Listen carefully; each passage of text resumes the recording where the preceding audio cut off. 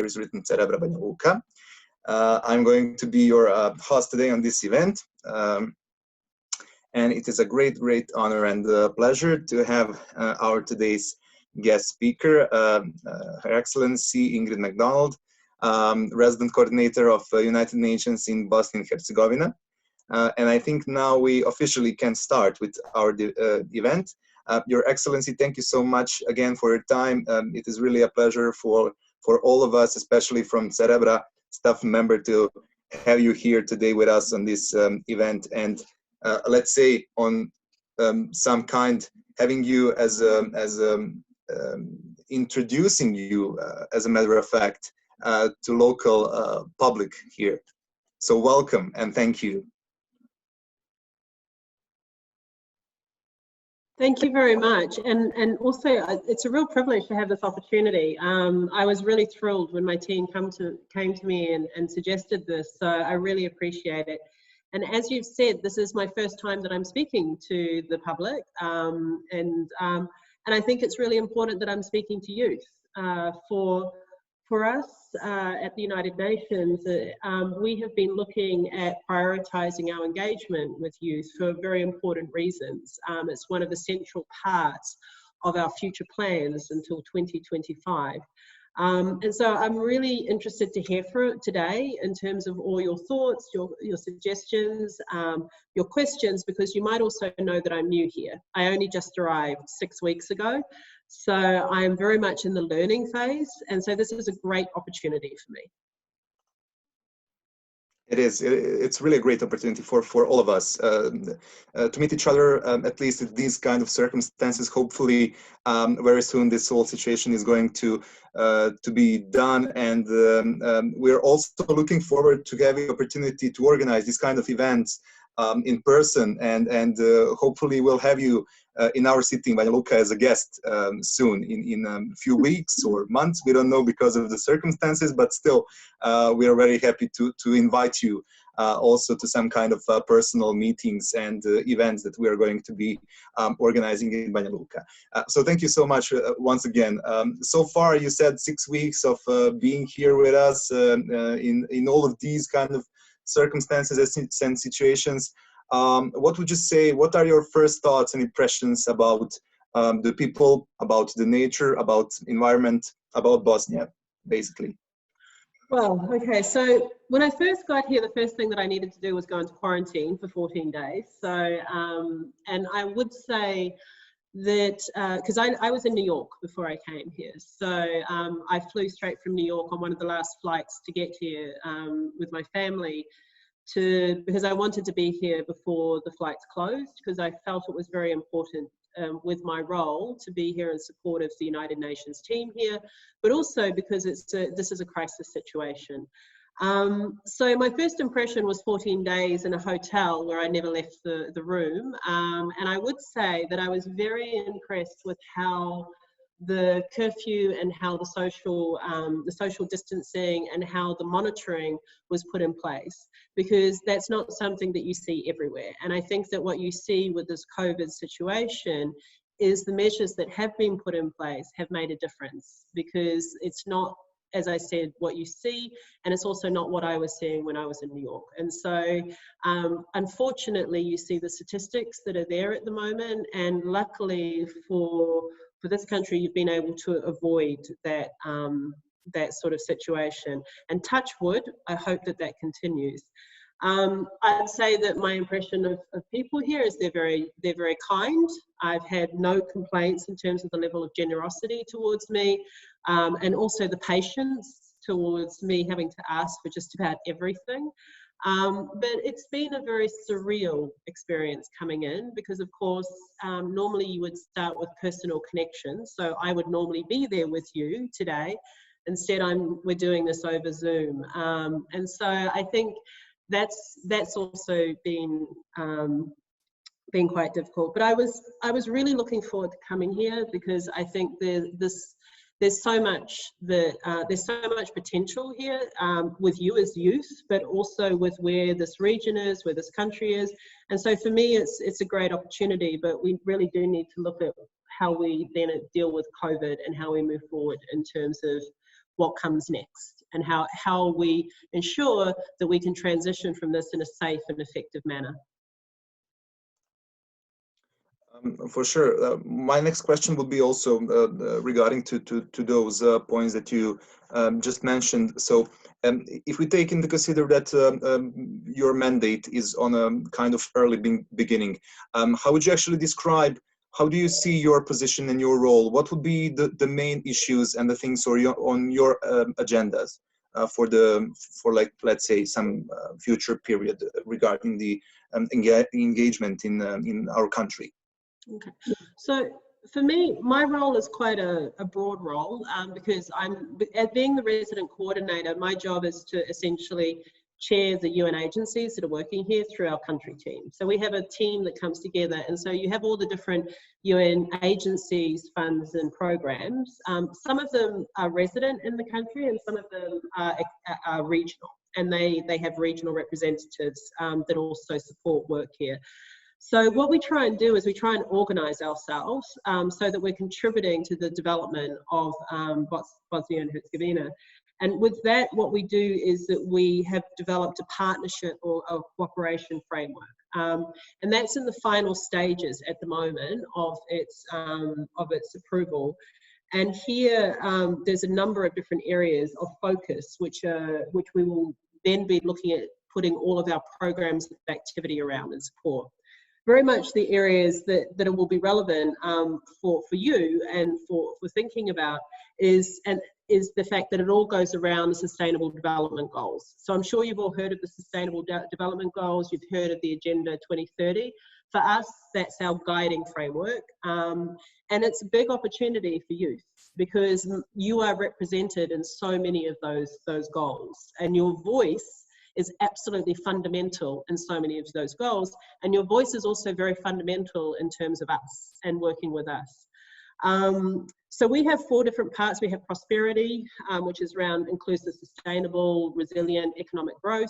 We have people, which is around inclusive, efficient and quality healthcare and social protection. So essentially the social welfare component of it.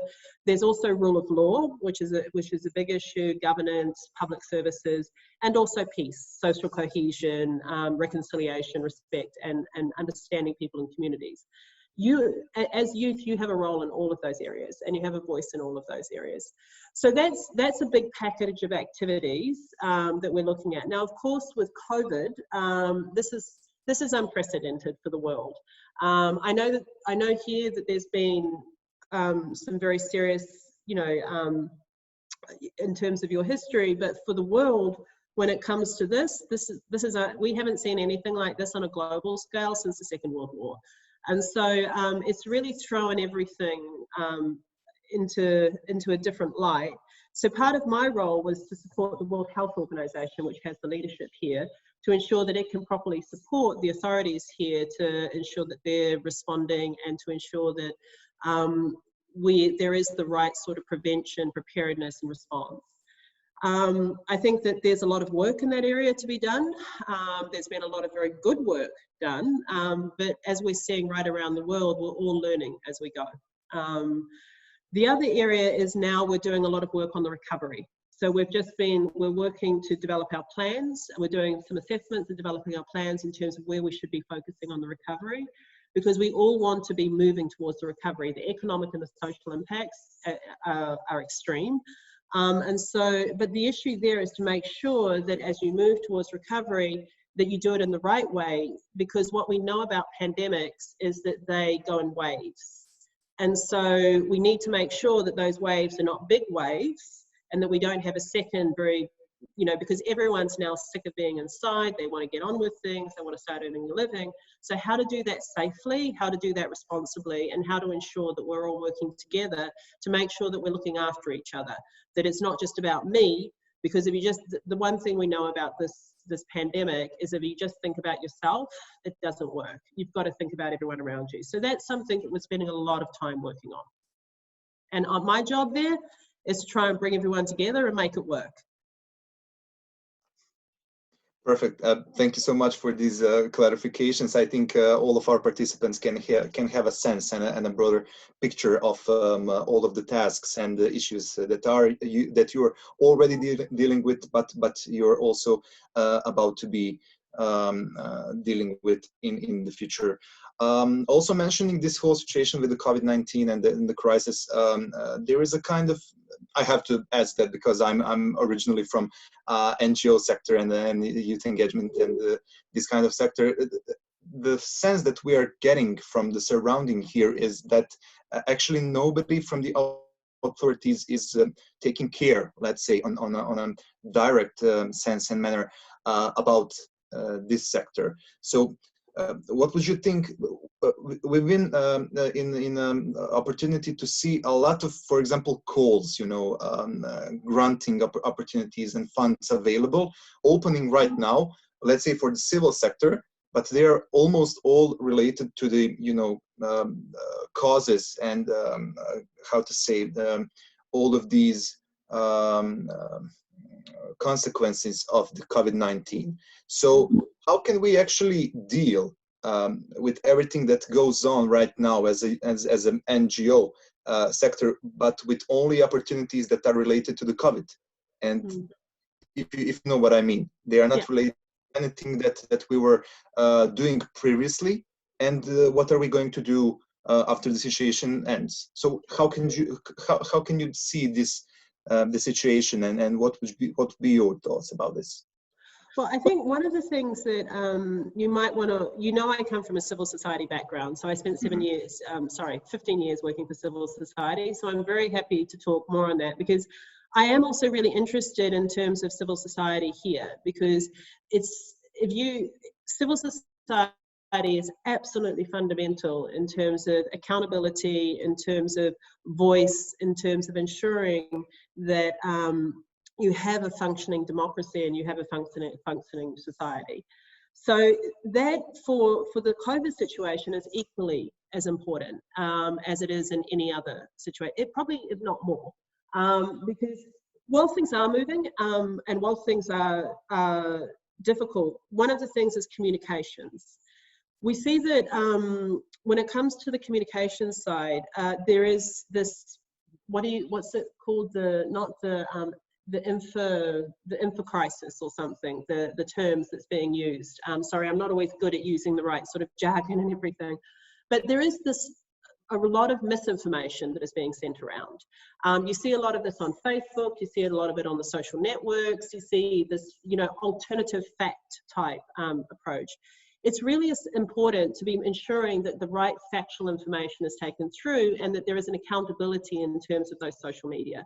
Because people read that and they get scared, and they read it and they do stupid things. And so this is something that we're looking about how we can contribute more on that. And I would encourage you to look at what the World Health Organization is producing and also supporting the authorities here.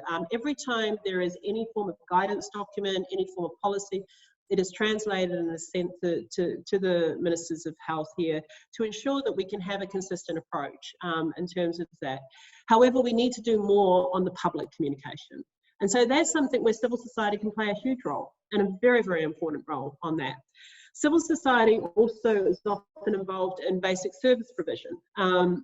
Now, I'm not sure if that's something that you do here or not, but definitely in the area of the safety issues. As you know, there's a huge psychological impact that is happening at the moment in terms of COVID, people feeling isolated, people feeling very stressed. But we also see concerns around domestic violence, and we see concerns about violence in more general.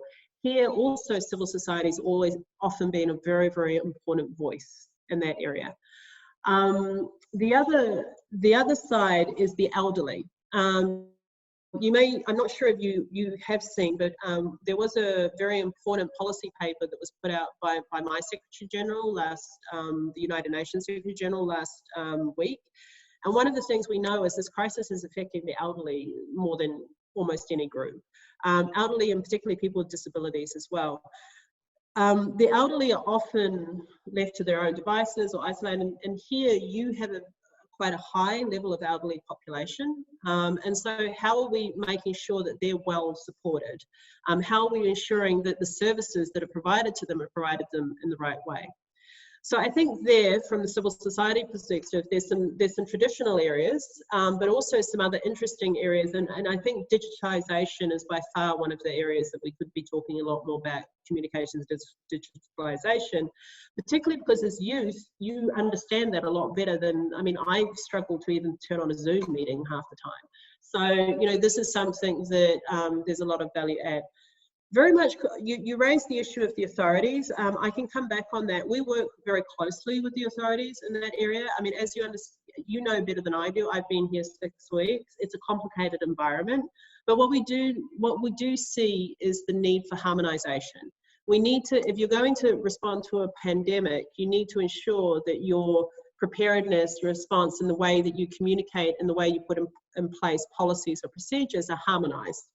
Not only within this country, but also within this region, because this virus moves. So I think that's an area where we are trying to work. And I've had meetings with a variety of different ministers. I've only just been accredited. And those meetings has heavily focused on COVID and heavily focused on what they're doing and heavily focusing on how we can support. So we're really ramping our work up in that area, and I hope we can continue.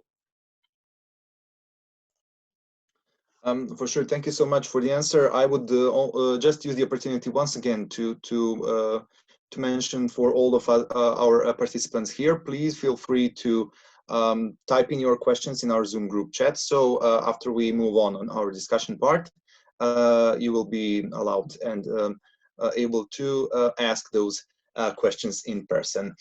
Now, talking about the 2030 agenda that you mentioned at the very beginning of our conversation here, a few days ago I read an article online, of course, because everything is online these days, about Bosnia and Herzegovina being actually stuck in the bottom of a scale of the countries on the globe regarding all of those issues about 2030 agenda.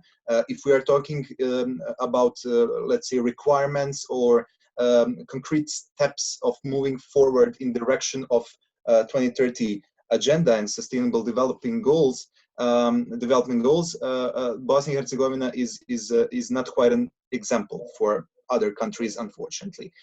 So what would be maybe some main steps or issues or concrete action plans that we have to do here to move on furthermore from the bottom of that scale, or to make it more simple as an answer to you, and to connect it and relate with the civil sector that you were already mentioning before? What would you say, if our voice really matters here, what would we as a civil sector should be advocating for here?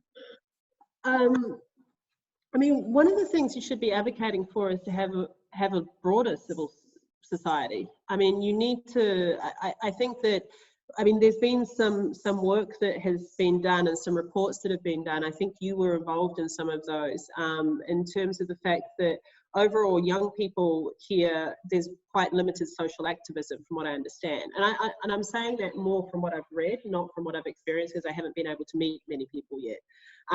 So this is, you know, and also political activism. This is really important for example, coming from New York, what I saw was with the climate, for example, on climate change. I mean, climate change is an incredibly important issue, and it's really important to the Sustainable Development Goals.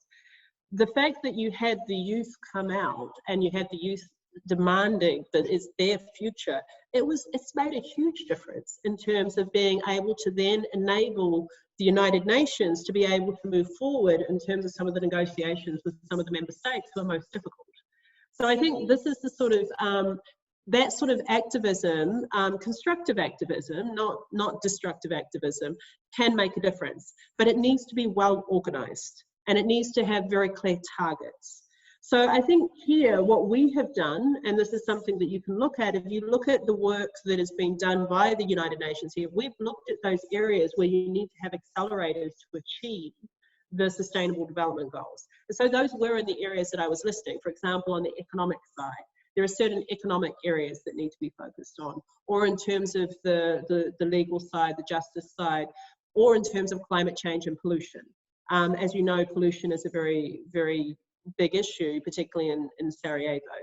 So the targeting on some of those sorts of areas is important. And then it's a, you know, because your government here is part of the SDGs. They have signed on to them. These are their targets. They're not the UN targets. They are the governments of the world's targets to achieve them.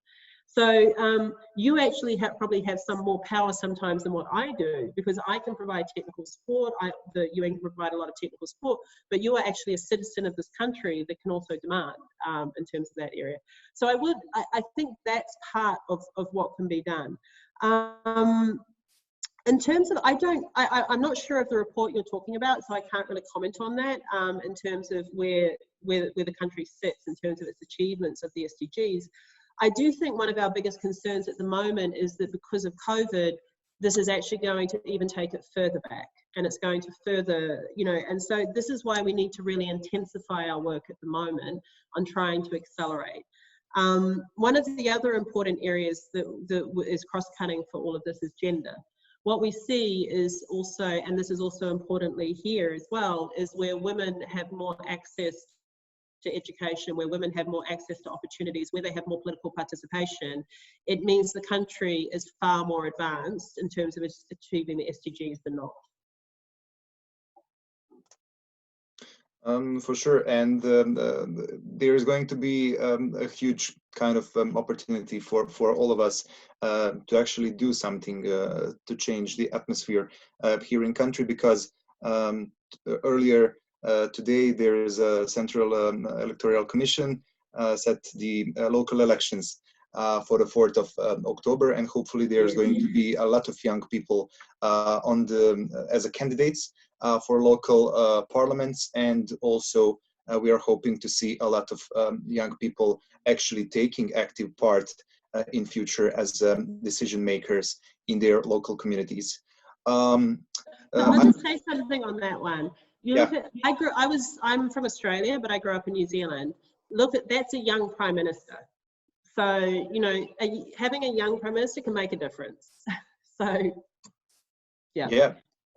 There is one of the youth umbrella organizations here in Bosnia, in Federation, Youth Council of Federation, together with other umbrella organizations setting their joint, let's say, agenda and project. And I saw these days online their kind of campaign. It's called Mladi u Vladi, so young people in the government. And it rhymes on our language as well. So hopefully as many young people as we can see in the governments and sitting as ministers, prime ministers, hopefully that's going to be some kind of fresh new start for the development of this country.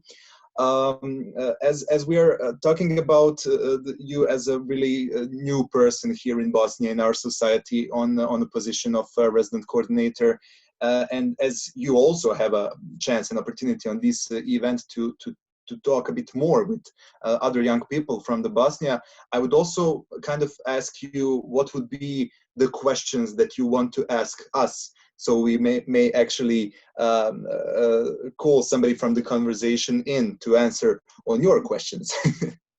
I would be interested to know, from the perspective of youth, what you consider to be your main priorities at the moment. What do you see as being the biggest challenges for you being able to have the participatory voice role that you should have?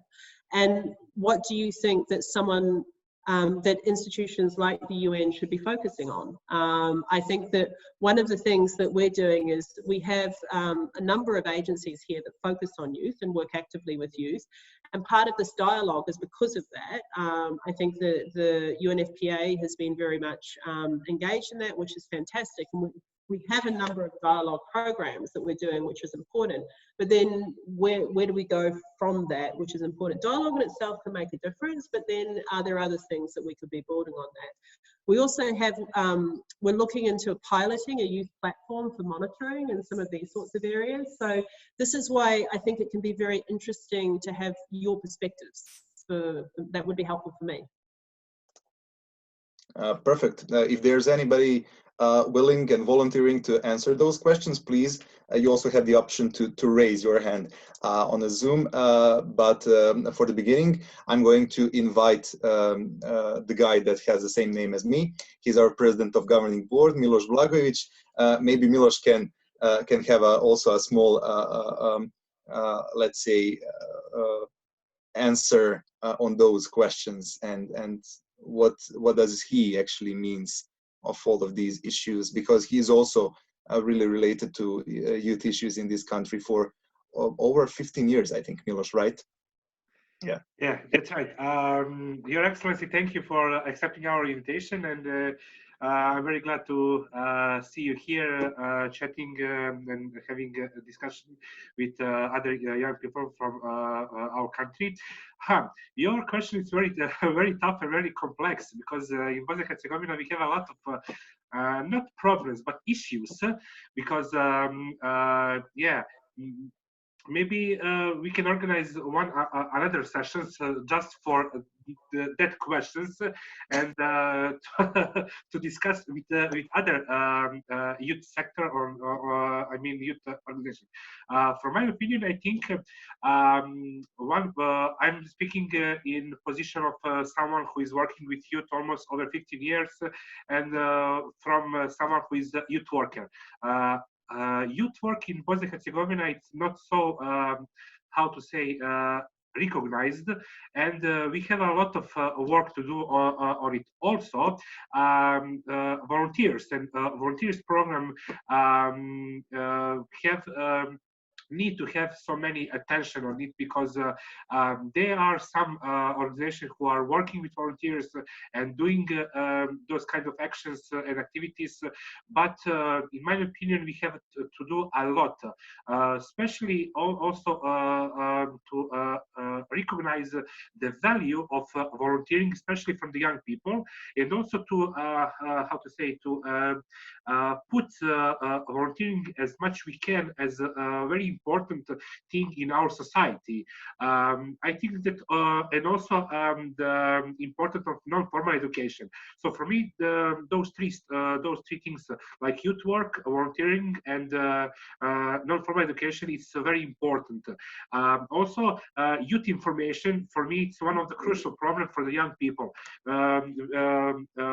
Our organization last year had a lot of, how to say, workshops and seminars for young people, and during working with them, we realized that almost half of them does not know, how to say, what kind of opportunities, what kind of benefits they have, what kind of, how to say, I don't know, possibilities they can use, what kind of info portals, youth portals they can visit and see what can do, on which seminars, workshops, conference they can go. I don't know, is it problem from them, or is it problem like in general? Maybe some, I don't know, I see also cooperation with youth sector and high schools. It's very important, and I consider that we should start some with initiative like having special bonus classes for high school students, to present them the value and the importance of youth work, of non-formal education, and also of volunteering. Because, as you know, many young people who, how to say, feel youth work, feel volunteers, like they consider that they become much stronger, they became much confident, and a lot of possibilities and opportunities are open to them. That's my opinion. So if anyone has something to add, or I don't know, to say something else, please. Can you hear me? I would like to add something. Please, Tamara, but just in case our guest has maybe something to add first. Yeah, Just sorry, check. of course. No, that was really comprehensive and very, very clear. And I think that you hit the nail. I mean, the non-formal side is really important. And I say that as someone who's the daughter of an electrician and a gardener. So the non-formal is often underestimated, but then you have to have a really good program of certification and those sorts of areas that go with it. So I think that's an excellent point, because one of the areas that I'm acutely aware of is that you have a real migration deficit here. Like, people leave for opportunities. I left my country for opportunities as well. So I think that's something that we are acutely aware of in the UN, and we're really looking for ideas on that as well, because it's really important that people should feel that they can stay in their place, their country, and be able to provide a living for their family and have a good life. So I think that's really important what you've highlighted there. Thank you. Thank you so much. Hopefully, we are trying to also to have a mutual conversation and use this opportunity as really to help you on a certain way to understand better the position of young people here, at least those young people that are interested in having this kind of opportunity and conversation here. So thank you, Miloš. Tamara, she's also one of our members, and she asked me to ask some questions. So Tamara, please. Thank you, Miloš, and second Miloš, also big one. My name is Tamara, and I'm currently in Pisa, in Italy. I am a student on Master for Human Rights and Conflict Management, and I had a chance to read your biography, Your Excellency, and it's really, really interesting. I saw that you work for also in Sudan, and that you publish a book, and it's really, really interesting part. I have two questions and one consultation that somehow can be linked with what Miloš already said. I think that I hope that you will have opportunity to see our country and that you will get chance to travel all around, because it's, I think, one of the most beautiful countries on the world. I visit not so much 30 of them, but one of the most beautiful countries that I know, and I'm very proud on our country. The main problem, I think, also that somehow it's our educational system. We are not trying to connect non-formal education and formal education, unfortunately. We have a very divided, how I can say, positions of rural and urban parts of our country. And somehow I also think I had luck to work with UNFPA in Sarajevo, and I had some workshops with them in the past. But I think also that not all NGOs are recognized from on behalf of UN, especially when we speak about very small NGOs. And I think also that is a lack that UN needs to recognize in the future. First question for you, can you give us some advices? Because I know that huge number of young people who are working, who is on the studies now, and they would like to work as interns in UN. So some kind of tips and some kind of advices, suggestions for the future. And the second one, do you think that in the future we will have an opportunity as a young Bosnian and Herzegovinians to work in a UN headquarters all around the world? Because also it's very difficult to get to pass the interview, because all of different problematics and visa, etc., etc. And a personal question is, do you think after Sudan, Australia, New Zealand, so many countries, also I saw that you work in Norwegian Council for the migration, it's an interesting background. Do you think that you can also use your past experience in Bosnia and Herzegovina? Because I think that I'm very happy that on this kind of position, it's women. And I hope that we will be able to get a positive approach and recognition from the others. Thank you very much. Okay, not small questions at all. So, thank you. Well, I mean, in terms of, I mean, as okay, so you've seen my direction was not a straight direction to being where I am here. So you saw initially I was working for the New Zealand Defence Force. And that work was done in terms of my background is in law, and so I was working on environmental law, and my other background is in humanitarian law. And so what I was very lucky when I was young. I was managed to be promoted to be a deputy director at the age of 24 in the New Zealand Defence Force. So if anyone says, people will often say to you, you're too young, you can't do it, or those sorts of things. My first thing is don't listen to them. Don't let your age get in the way. Soon after that, when I was 27, I went and worked for Oxfam. I'm sure some of you must know Oxfam. I don't think they're working here, but they work all over the world. And so we did this cheeky thing because we were having problems with mining companies that were basically going overseas, and they were working and they were taking land off Indigenous people, and it was really horrible. And what they did is, because they were based in a place like Canada or Australia, then they could just leave if something went wrong, and there was a whole accountability. So we set up this thing called the Mining Ombudsman, and so I would go and investigate them and then hold them accountable in Australia. I was only 27 when I started doing that, and I managed to change the BHP Billiton, which is the biggest mining company in the world, in terms of their internal processes on social and environmental responsibility, by working with civil society across the world. It was civil society that made that change. So I think, and again, many people would have said, you're too young, so don't let your age, my first thing, be your barrier. Also, you would notice that both of those two sectors, mining and the military, are two very male-dominated areas. And so I was also, don't let being a young woman hold you back either.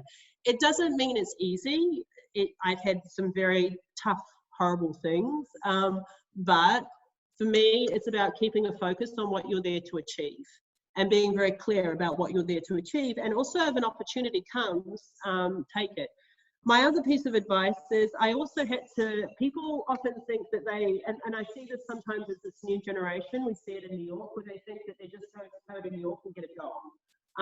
I've worked in Afghanistan, I've worked in Sudan, I've worked in the Philippines, I've worked in Papua New Guinea, which, by the way, is one of my favorite countries, even though it's really dangerous. And so, it's not something that just happens. You have to work for it, and you have to earn it, because it is a privilege to be working for the United Nations as an international civil servant. And we want the best, and we should have the best, because it is a privileged role where we are there to support the peoples of the world in terms of that mandate. So the tips on that is work for NGOs. Working for NGOs is a very, very good way. It's much easier often to get a job for an NGO and then move into, if you want to work for the UN or those sorts of things. And focus strategically on what sort of work you want to do, and then build your area there. But also take risks. You have to take risks. It's not just going to be, unless you're very politically connected, which I'm not, you need to take risks in that area. Okay, in terms of the opportunities about what I can apply, oh, and just by the way, one of my best friends is a Bosnian working in New York, so who got the job through applications. So it can happen. And I didn't have a visa to work I didn't have a visa to work in New York. It was after I got the job that you get that. So don't let the visa thing get in your way. When it comes to the past experience, how I apply my past experience, I'm already doing that. I have a very strong humanitarian background. So with this COVID situation, that comes into a lot of use. I also have worked extensively with the private sector and with development and everything. So for me, this was a dream come true position, because I feel that also there's a lot that we can build on here. I want to work in partnership with all of you. I want to work in partnership with the people and the authorities here to make sure that, you know, I can bring that to bear, and also support my UN country team here, who are all really, there's some excellent people and some excellent programs that can be built on. But what we need is, we also need your ideas. And so I know UNDP, the UN Development Program, for example, has been having some of these, they just did one where they had this, what do you call it, getting ideas for what we could be doing on COVID and everything. We need to be doing more of that sort of thing, where we're sort of going out and trying to find ideas and getting ideas from people, and then having small projects around it. I thought that was an excellent initiative that was done. And there's other initiatives that UNFPA is doing with this dialogue. We also have initiatives that UN Women is doing in terms of dialoguing with women. So it's then what you build from that. I hope that makes sense. Yes, thank you. Mm-hmm. Perfect. That's a great example, and actually, I think a great way of having a more dialogue and more opportunity to discuss, because we actually think that during all of those opportunities of discussions and small talkings and meetings in person or either online, there's a lot of ideas in all of our minds, and we should absolutely do more to collect all of them and to see how to put all of them in some kind of action. If I may add, for example, I don't know if you're familiar already, but I know from the inside, let's say, that the information, because, for example, last week we had a OSCE ambassador here with us on a coffee with, and as I was one of the youth advisors of the OSCE mission to Bosnia and Herzegovina in some previous mandates here, that is a great opportunity, and strategically observed a great chance for the mission itself, but also for the young people from this country to be more engaged and involved in international affairs, but also to advise on some specific issues, the mission and all of the tasks that are about to be done. So, for example, there is that kind of non-formal platform of cooperation with the young people called Youth Advisory Group, YAG, as they like to call it.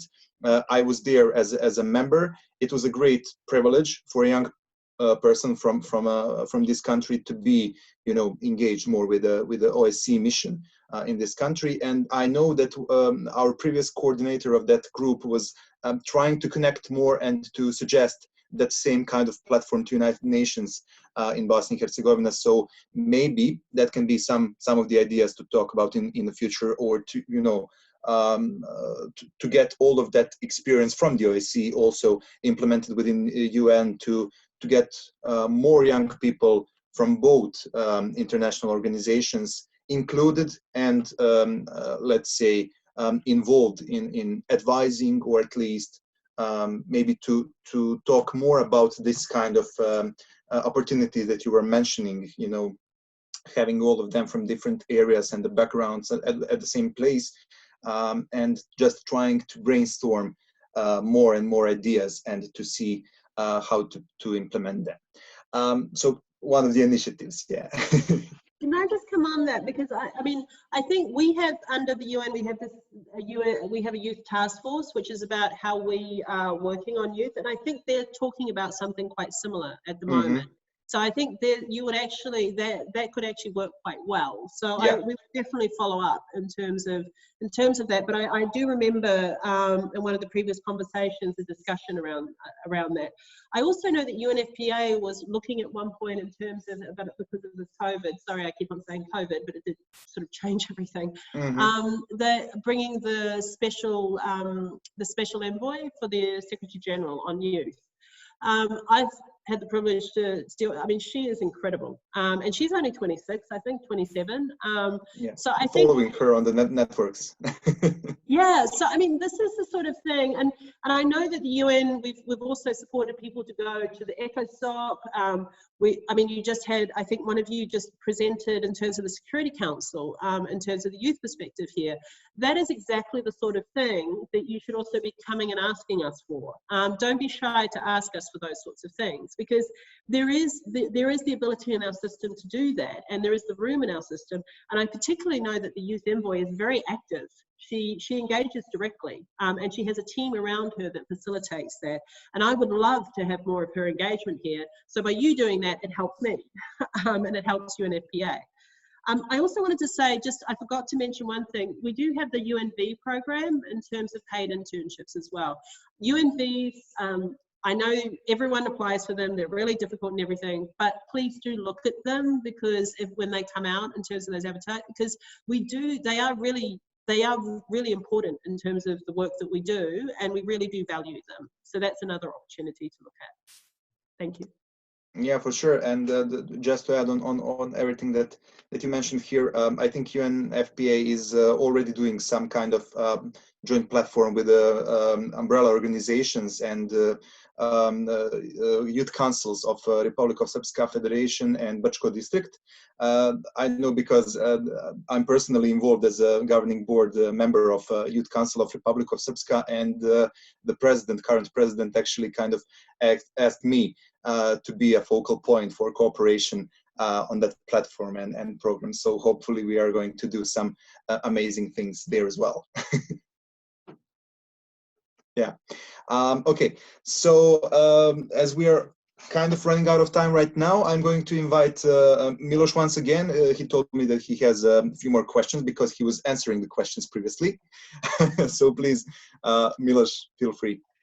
Yeah, one of my questions was about UNV program that I think 4 or 5 years ago we had some activity in Banja Luka, like fair of volunteering, and UNV was supported that program. And my question is what's going on with UNV program? And are they open for some cooperation? And because 5th of December it's the International Day of for volunteers, and maybe in the end of the year we can do some I'd say some action in Banja Luka or in Bosnia and Herzegovina, some specific actions. The second question is what is going on with UN Youth Delegate program in Bosnia and Herzegovina? I heard, I think 2 years ago, that it was some initiative for establishing that program, but after that nothing's happened. I think in Serbia that program it's doing quite well. I'm not sure for Croatia. In Montenegro also they do not have. I'm not sure, but is it possible to start again initiative for that program? And also regarding the International Youth Day, it's 12th of August. Last year, the theme of International Youth Day was transforming education. And do you have maybe some insights from UN headquarters? What theme is going to be for this year? Is it going to be some holiday specific or maybe connected to the COVID-19? Okay, so I mean, when it comes to your first two questions, I would probably need to find out a little bit more of that, because I mean, I think in terms of the youth delegate, I would need to find out still, because I have heard some about that, but I think there's still ongoing discussions around it. So let me find out. When it comes to the youth program, this is something that that it's a good time to be engaging with us, because as I said, we're in the final stages of developing our cooperation and getting that finalized. The cooperation agreement is the overarching component of that. So at the moment, all the agencies are looking at their programs, all the various US agencies, to be linked up to that cooperation framework. And so this is the time to be engaging with the UN agencies that you would work with, particularly I would say the United Nations Development Programme, and also the UNFPA, as well as UNICEF, possibly UN Women. I think they do quite a lot as well, to look at what sort of programs can be built around that. So yeah, I mean, we do have the youth task force, so I'll send an email after this and write to them and ask them what they're doing, because I think that's good. When it comes to the International Day of Youth, what I wanted to also talk to you about is this is a very important year for the United Nations. It's our 75th year, and so there's a whole big campaign that we will be rolling out, which is very much focused on a dialogue, what the UN at 75 and where we need to be. And what we want to do is we want to have a very strong dialogue with youth, and that's one of the stated objectives of the Secretary General. He is very keen to see that youth are very much part of that dialogue. So I would see what we will do in that campaign is have certain days where we will use those days to really feed into the 75th anniversary. So for me, the Youth Day would be absolutely fundamental within that. So I definitely think that that's something that we could look at around the 75th anniversary preparations, in terms of how we properly link in some form of event or some activities around youth in that. And I would encourage you, please, to do get engaged with us on this, because for us, we do want to, on this youth dialogue, and Danila is leading on pulling that together. So we're in the stages of pulling that campaign together. So, but we will be seeking your engagement. We'll be seeking broader engagement. And there is already so I tweet sometimes from my account, and I'll be tweeting out linkages, and so will the UN be tweeting out linkages. We also have our Facebook page. And so the purpose there is also to link up to New York and to link up to others, so that we get a bit of a buzz going in terms of where we want to be. Thank you for that, your answer, because we are very keen on to celebrate and to mark International Youth Day, and also we are planning to do some action during those week when International Youth Day come, and also we are open to any kind of cooperation, maybe to do some campaign or maybe some concrete action, but also it's up to current situation concerning COVID-19. So we are open, and we are waiting to see what kind of team is going to be formal, and start planning some action. Thank you. You know how do we say here? Don't say it twice, because we are kind of sitting here with a bunch of ideas, only waiting for somebody that will make us actually implement them. Also regarding this marking International Youth Day, there is one of the initiatives of establishing one new kind of foundation. But please don't take me wrong. I won't giving the details right now. Hopefully there's going to be some kind of process ongoing after this in these few months, and then on that exact day we are going to make it more public. But for sure, don't say it twice, because we really do have a lot of things that are coming out to our minds, and really looking for the opportunity to get more people involved, to work more with them on their skills, on their knowledge, and on how to say, making them more proactive and productive for the labor market, but for creating their own opportunities and their own jobs in the future. Because something that we, as a matter of fact, recently find out somehow as a society and as a country here, is that the country is not obliged to give you anything. And recently in the 21st century, you have to fight for yourself, and you have to be really a fighter. So yes, as I mentioned, unfortunately, we are running out of time. I'm going to invite only Anastasia Vlatkovic. She is here with us for one more last question, and after that we are going to be closing this event. Okay, hello everyone. It's a pleasure to be here. Hello, Your Excellency and dear colleagues. My name is Anastasia Vlatkovic, and I come from Trebinje. I'm currently studying in Vienna. At the University of Vienna, I'm studying political science.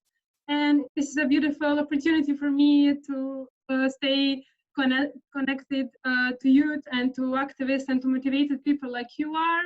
It was really pleasure to listen to all of your questions and Your Excellency also on all of your useful advices and your interpretations. I will be quick as we are running out of time. I will have 2 questions, and I would like to point out something I'm rather focused during my studies is this economic development. I think it's a goal number and education, of course. As we were talking about non-formal education, which I really consider very important. I think that's this goal number 4, education, which is, worldwide it has shown that education was one of the driving things for the economic development also, because if we have a very educated and capable society, then we are able also to foster economic development. So I think that's one of the most important goals for our country, because it's somehow I think the education, as we all experience, is a rather in some kind of old system. And beside that, when you have a modernized education, then you have also this non-formal education, critical thinking, and all, and so on. I won't talk too much. So, and another point was, I would like to ask you a question, is that you mentioned that, that this cooperation of the United Nations and this mission of the United Nations in Bosnia and Herzegovina, and their cooperation with governments, so, and with administration. So I'm very eager to know in which way does the United Nations influence and connects itself with the government. I'm currently also it's really important to mention, intern at the mission for Bosnia and Herzegovina for the OSCE and UN. So I have some background knowledge on those aspects. However, I have always wondered of this effective influence of the United Nations on the governments and this cooperation. So what kind of steps are you going to take, or have you already taken in order to achieve this connection? So that's it. So, thank you. Yeah, sorry. Thank you. I'm not sure if I was catching every word that you were saying, so I'll try and I mean, in terms of the point around education that you're putting forward, you're right, it is absolutely critical. But I will go back to the point that Milos raised as well about the non-formal, because one of the things that we've seen is that you can have education is important, but you also need to have economic opportunity that goes with it, because otherwise you can have a highly educated population, but then they don't have any opportunities, and then it leads to frustration. And this is one of the things that was also raised in terms of the Arab Spring, in terms of some of the countries that were affected by that. So you have to have education together with economic opportunities. People need to feel that something comes out of that process. So, and that's not to say that all education is transactional. Some of it's about our, we want to be philosophers rather than just be engineers. But I think it is, I think that I'm not sure what the education system is like here, or whether there's that ability to be able to build on that. But from what Milos was saying, I think that there also needs to be avenues for people who don't necessarily want to be, doctors or those sorts of things, to have a sustainable economy. When it comes to the issue about how we work with the government, so in terms of the authorities, so I'll give you a very tangible example. And because I was only accredited, for example, I have to be accredited, so I had to present my credentials to the joint presidency and have the joint president and meet the joint presidency. I met the chair of the joint presidency to do that. It's the first time I think ever that's happened over BTC, on a Zoom meeting, I think, in the world for an RC to do that. But by doing that, then I'm allowed to formally write properly. Otherwise, I'm not necessarily recognised. And that's the same for all of the UN who are here. They generally have to have some form of agreement with the government to actually be here. So they will have a central agreement, generally it's with the Ministry of Foreign Affairs or the Ministry of Finance, and then they also have their programs which are negotiated with the state level and with or with canton or with the entities, depending on the type of activity that they're doing. And that will often be at the very programmatic level. And that's important because this is a country that has its own laws and everything like that, and we have to make sure that we have those agreements. Now, if you're in a conflict situation, a humanitarian situation, it can be slightly different, because there we can actually develop programs, and we can also develop appeals and everything that don't necessarily need to have government approval, because sometimes if you've got for example, the authorities and the population fighting each other, then the UN plays a different role. We don't have that role here because this is a post-conflict situation. You've moved into a different setting from what it was 20 years ago, sorry, 25 years ago. So I think there, to give you a very practical example about how we engage. So on COVID, you're about to be looking at transition. So the WHO European office has just produced some transition guidance in terms of how to do that safely and how to do it effectively. It has 6 points in it that has been that is being used to guide all governments around the world and how to do that. So what we are doing at the moment is we are working on how to that could be practically applied in terms of and implemented in terms of the situation. And then we are communicating that to the authorities. I wrote to the Ministry of Civil Affairs. I met with the Minister of Civil Affairs, who has that responsibility at the moment. And I asked to have a ministerial conference of the health ministerial conference, and we will be having that next week, where we will be discussing those ideas of transition. And so there you see what we're trying to do is work, and she was very receptive to that. It's moving very quickly. You know, I asked for it, I think, you know, and within a week it's happening, which is actually quite quick.